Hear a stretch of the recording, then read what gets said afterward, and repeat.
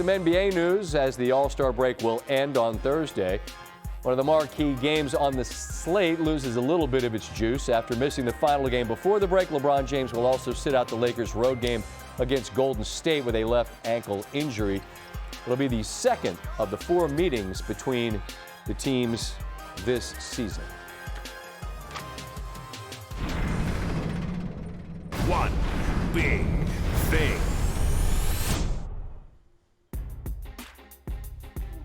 The NBA gets going again Thursday after the All-Star Open Gym last weekend in Indianapolis. Don't need to waste a lot of energy on what that was. I tweeted, if you don't care, neither do we.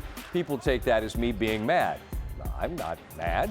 The commissioner clearly was, despite his pleas and some old-school legends giving a nudge, apparently trying to get the guys to care.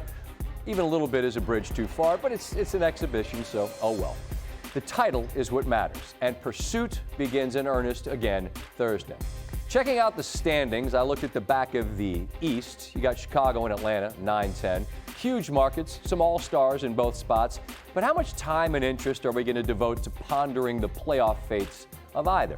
Likely not a ton. Now look at 9-10 in the West. It's the Los Angeles Lakers and the Golden State Warriors. Probably be a bit more conversation here. The trade that didn't happen involving LeBron and the Warriors speaks to where those franchises and players are in their respective story arcs. You know how those work, right? In literature or filmmaking, you have rising action, you have a climax, falling action, and then resolution. The characters involved for both teams have starred in more than their share of blockbusters, but we're getting closer to the credits rolling than we might be comfortable admitting out loud. Because when that ends, it makes us all aware of where our story arcs are. LeBron debuted in the NBA a couple years after I got here. It's really been 20-something years? Damn. He's done a remarkable job of not aging out of his job and is not just capable of doing it, but he's still great at it. And that alone ought not be missed. But like Tiger Woods at his peak, LeBron has tricked us all into thinking that it goes on forever.